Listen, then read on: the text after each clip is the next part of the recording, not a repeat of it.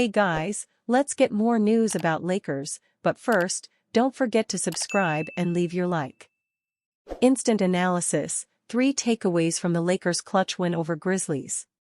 It was a closely fought, highly competitive game on Wednesday night as 2 Western Conference rivals faced off for their first matchup of the season. The Lakers, who began the night at 6-4, pulled away with the clutch win in this one, winning by a narrow margin, 128-123, to tie for 6th in the standings. Starting with the Lakers, LeBron James led all scorers with 35 points, 13-22, 12 assists, and 10 rebounds per game on 57.9% shooting and 4-7 shooting from beyond the arc. Anthony Davis finished with 21 points, 6-16 FG, and 14 rebounds in the paint, while rookie Dalton Knecht dropped 19 points off the bench, going a perfect 5-5 from 3. For the Memphis Grizzlies, 6 different players were in double figures, including Jaren Jackson Jr., who tallied 29 points, 7 rebounds, and 1 block in 33:17 minutes. With no Ja Morant in the game, the Grizzlies needed someone else to step up, and Scottie Pippen Jr. tried to fill that role with 15 points and 2 assists in the contest. In the end, despite the best efforts from the Grizzlies, they didn't have enough without Ja Morant to overcome this Lakers team. While they may be flawed, the Lakers have the star power, depth, and experience to beat any team in the West, and tonight was just more proof that they belong among the NBA's elite this year.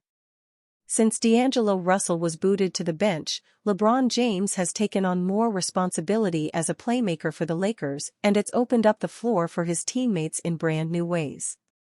Tonight, he dropped his 3rd triple-double of the season at 39 years old, shooting 59.1% from the field in an impressive all-around performance. This season, despite having nothing left to prove in the NBA, LeBron James is holding nothing back in his pursuit of a title, and it's quickly becoming one of his best stretches yet as a Laker. Through the first 10 games so far, James has been a borderline MVP candidate with averages of 23.2 points, 8.9 assists, and 7.7 rebounds per game on 51.5% shooting. As the main facilitator and ball handler for the Lakers, everyone is getting better looks thanks to a cleaner and more efficient offense. Tonight, against a short-handed Grizzlies team, LeBron was able to put everything together and lead the Lakers to victory over a familiar foe. It may have to be a common theme this season for the Lakers to gain any ground in the standings. As good as LeBron and Davis were tonight, it was an unexpected hero off the bench who came in and really sealed the win for the Lakers down the stretch, rookie shooting guard Dalton Knecht. LeBron James praises Lakers rookie following win versus Grizzlies. The Los Angeles Lakers didn't let a little adversity ruin their perfect home record to begin the 2024-25 NBA season.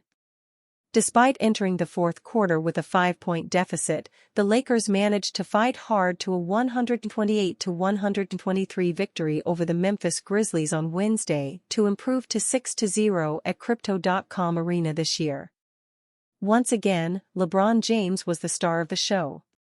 The 39-year-old ageless wonder continued to rack up achievements as he became the oldest player in NBA history to record 3 consecutive triple-doubles after tallying 35 points, 14 assists, and 12 rebounds in 37 minutes of action. While no one would blame James for relishing in the feat, the 4-time NBA MVP didn't want to hog the spotlight in Los Angeles. How did you summon the opportunity and power to finish off this game? The Lakers superstar was asked following his team's latest victory, per Vol report. We leaned on Dalton Knecht, that's what we did, James responded to the reporter. Anthony Davis got in foul trouble and our first-round pick had a hot streak. It looked like he was back at Tennessee, so we leaned on him.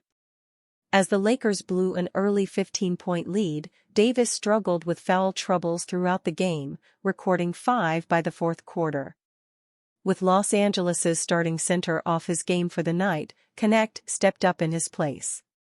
The former Tennessee Volunteer had his best NBA performances to date, scoring a season-high 19 points while shooting 7 of 8 from the floor, 87.5%, including a perfect 5 of 5 from the three-point line. After the first-year pro's impressive showcase, Lakers head coach Redick went as far as labeling the 23-year-old as the catalyst for the team's 7th win of the season.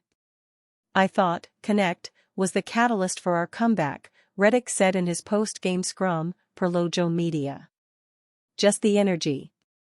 For whatever reason, we were having trouble getting stops and had some turnovers, didn't execute. We kind of lost our life a little bit. Those back-to-back three-pointers were huge." Selected 17th overall in June, Connect has been one of the Lakers' more promising rookies in recent memory. The Fargo, North Dakota native was one of college basketball's best sharpshooters last season, and the hope was that he could eventually have similar success with Redick, a former NBA three-point specialist, as his head coach. Even though Wednesday was only his third time tallying a double-digit point total this season, Connect's outing gave a huge boost to his averages. He's now averaging 7.3 points, 1.8 rebounds, and 1.3 assists, while shooting 44.6% from the floor and 37.2% from deep. Time will reveal if Connect's heroics are the beginning of a hot streak. He'll have the chance to pick up from where he left off when the Lakers visit the San Antonio Spurs on Friday night. Lakers news: Lakers reportedly eyeing two big men in potential roster bolstering moves. The question is not if the Los Angeles Lakers will still make a trade, but when they'll do so. LA always appears to be on the radar for a potential trade, and this season is no different. The Lakers desperately need to make a trade to get into championship contention, and as things stand, it's no secret they need a center. The Lakers' frontcourt is one of the thinnest in the NBA. Although they have superstar Anthony Davis on their side, there isn't much else to work with. The Lakers will be without backup center Jackson Hayes for 1 to 2 weeks due to a left ankle injury. LA is also missing their other center, Christian Wood, who will be out for another 4 weeks after experiencing soreness during his ramp-up process. The Lakers now just have Davis and their recently signed two-way center, Christian Koloko. LA doesn't have much to work with, but one of these two centers could solve many of their problems. According to ESPN's Dave McMenamin, Robert Williams and Jonas Valanciunas are names to watch for the Lakers. You look at Valanciunas certainly is a name that's legitimately still on the Lakers' radar, and we'll have to see how Washington seasons go. We have Portland having a really terrible start to the year, but Robert Williams III's back in the mix. Valanciunas has been a name tied to the Lakers since the summer. LA failed to get him under contract over the summer due to their lack of space on the roster. However, a trade could compensate for their loss this summer.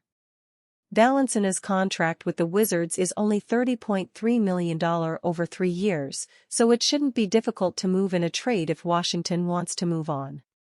A potential addition of Valanciunas would allow head coach Redick to be more creative with the lineups and relieve a lot of pressure off Davis for center duties.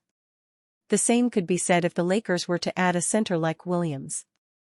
A potential defensive duo of Davis and Williams would be an excellent addition for LA. Williams is currently with the lowly Trail Blazers, but he could likely be on the move before the trade deadline. Williams has struggled to stay healthy in his career, but a potential partnership with a team like the Lakers and a player like Davis would do wonders for his career. And you, fan? What do you think of the situation of Jonas Valanciunas? Leave your opinion in the comments.